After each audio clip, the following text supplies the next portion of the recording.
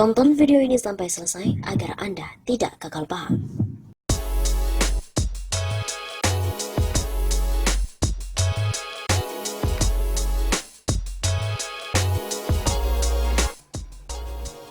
Jokowi ajak warga berdamai dengan COVID-19 jika semprot Jokowi.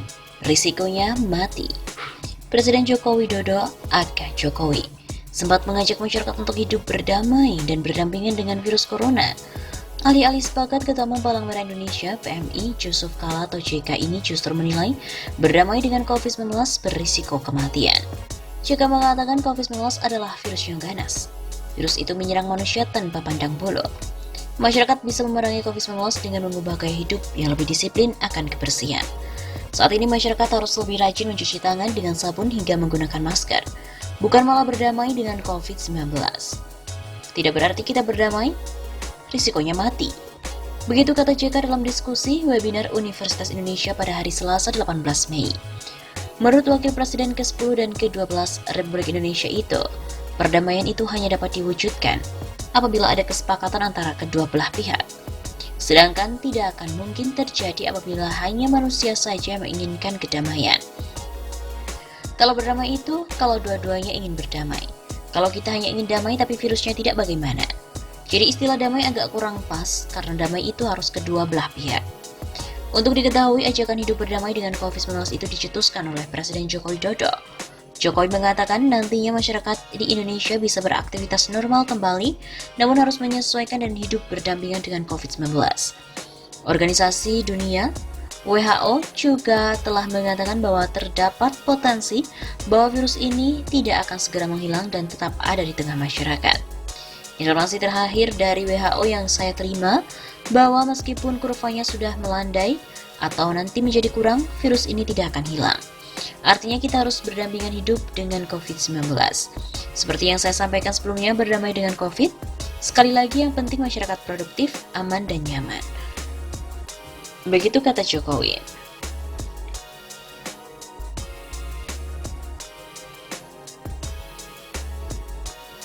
Ajakan berdamai dengan virus corona baru atau COVID-19 yang diagung-agungkan Presiden Joko Widodo dipertanyakan oleh mantan Wakil Presiden Yusuf Kala. Politisi senior Partai Golkar ini memandang pernyataan kepala negara itu tidak masuk secara logika atau tidak masuk akal secara logika kausalitas. Sebab berdamai bisa dilakukan apabila ada dua belah pihak yang mencapai kesepakatan yang sama. Kalau namanya berdamai itu, dua-duanya ingin damai. Kalau hanya kita saja yang mau, virusnya nggak mau, bagaimana?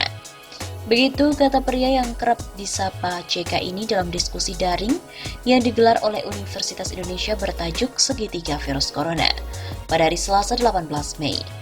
Selain itu, karena itu JK menilai bahwa ajakan Jokowi kepada masyarakat untuk berdamai dengan virus corona tidak tepat. Jadi istilah damai agak kurang pas sebenarnya, karena damai itu terjadi antara dua belah pihak. Secara real, virus asal Wuhan, Cina ini memiliki tingkat penularan yang cukup tinggi. Hal itu bisa dilihat dari persentase angka tertular atau kasus positif baru pada setiap harinya. Sehingga menurut JK, COVID-19 mesti dilawan dan bukan diajak berdamai. Yang kena bisa sakit, bisa mati. Jadi tidak ada gencatan senjata. Tahun depan lagi baru kita mulai. Ada istilahnya perdamaian begitu. Mungkin yang ada kebiasaan kita yang berubah, itu mungkin dianggap kita hidup berbarengan. Pakai masker, cuci tangan terus. Bukan berarti kita berdamai dengan virus. Gak ada, karena risikonya pun mati. Demikian kata JK.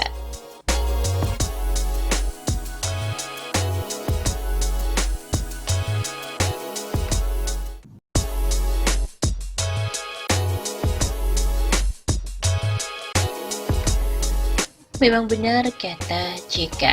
Pemerintah ini pelin-pelan dan pertontonkan tumpang tindih kebijakan hadapi corona. Pernyataan bernada kritik yang dilontarkan oleh Ketua Umum PMI Palang Merah Indonesia Yusuf Kala kepada pemerintah tentang simpang siurnya penanganan virus corona baru COVID-19 di Indonesia merupakan fakta yang terjadi di depan mata. Pasalnya sejumlah kebijakan berbenturan antara satu kementerian dan lembaga lainnya. Bahkan koordinasi pemerintah pusat dan daerah pun nampak sangat buruk. Demikianlah yang disampaikan oleh Direktur Eksekutif Political and Public Policy Studies, Jerry Masih, Dalam keterangannya yang diterima oleh redaksi pada hari Kamis 30 April, kebijakan pelin-pelan dan tumpang tindih kerap dipertontonkan pada publik. Saya nilai kurang koordinasi, konfirmasi dan komunikasi hingga kebanyakan info yang simpang siur. Begitu kata Cherry. Dia pun juga mencontohkan bantuan COVID-19 di beberapa daerah seperti Kabupaten Bandung yang diketahui bantuan daging ayam busuk dan beberapa kepala daerah yang ngamuk akan bantuan dari pemerintah yang lamban. Padahal gelontoran dana yang dikucurkan nilainya pun sangat fantastis. Dana 405,1 triliun rupiah untuk membantu para korban pandemik ini belum jelas. Belum lagi masalah data korban COVID-19 yang dimiliki oleh pemerintah pusat melalui gugus tugas percepatan penanganan COVID-19 berbeda dengan data yang dimiliki oleh pemerintah daerah. Dilihat pun komunikasi dan sinergitas antara kedua belah pihak sangat buruk. Dalam hal ini perlunya komunikasi dua arah biar terjadi feedback. Atas dasar itu, Cherry juga sependapat dengan mantan Wakil Presiden RI Yusuf Kala bahwa apa yang dilakukan oleh pemerintah dalam menangani COVID-19 ini memang amburadul dan tidak jelas, simpang siur, dan sampai kini pun masih belum optimal.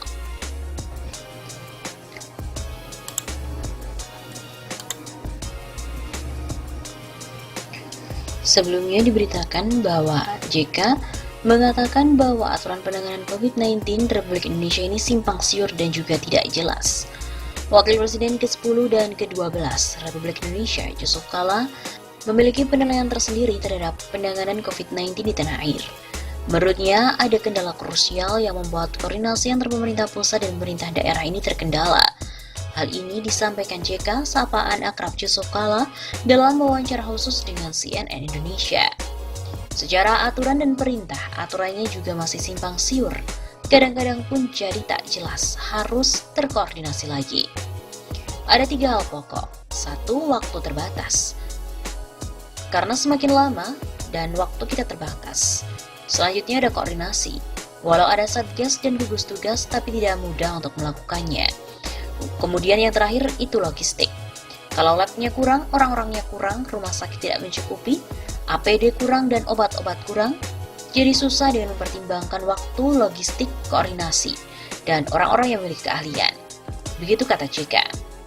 Berkenaan dengan hal ini, Presiden Joko Widodo, Menteri Dalam Negeri, Jenderal Polisi Purnawirawan Tito Karnavian, serta Ketua Gugus Tugas Percepatan Penanganan COVID-19, Doni Monardo, sudah mengatakan bahwa pemerintah pusat dan daerah solid dalam menanggulangi virus corona. Tak ada hambatan dalam bersinergi. Politikus senior Partai Golkar itu juga mengomentari, apakah penanganan yang dilakukan pemerintah sudah terbilang cepat? Menurut JK, hal itu bisa dilihat daripada tren kasus konfirmasi positif COVID-19. Ia mencontohkan Taiwan dan Korea Selatan. Dalam 2 bulan, kedua negara ini mampu mengontrol penyebaran corona, penyebab COVID-19, tentu dengan memperhitungkan segala aspek. Kita pun harus melihat pilihan opsi-opsi yang ada, walaupun berisiko. Pendekatan lembut dengan melarang kemana-mana tentu rakyat akan lebih senang. Jadi pilihannya apa? Semua para ahli hanya 2 yang pokok. Jaga jarak, pakai masker, cuci tangan, dan tidak bertemu dengan banyak orang. Itu akan menghentikan penyebaran. Ditambah lagi karena ini tidak tahu di mana virus ini. Harus benar-benar besar-besaran menyemprot. Kalau dulu flu burung sumbernya dari ayam. Ayam yang unsur ada merahnya, kita musnahkan. Pemerintah bayar dan ini tidak. Saat itu saya yang pimpin. Kalau ini obatnya tidak tahu, vaksinnya pun juga tak tahu. Begitu kata Yusuf Kala.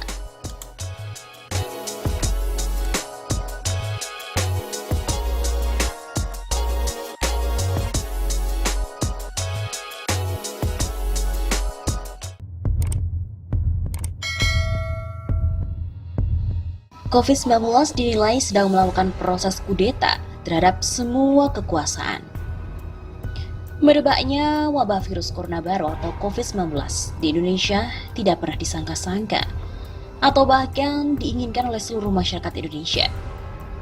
Awalnya memang tidak pernah diungkit, tapi ketika sudah mencapai 172 orang yang positif terjangkit, barulah negara kocar-kacir menanganinya.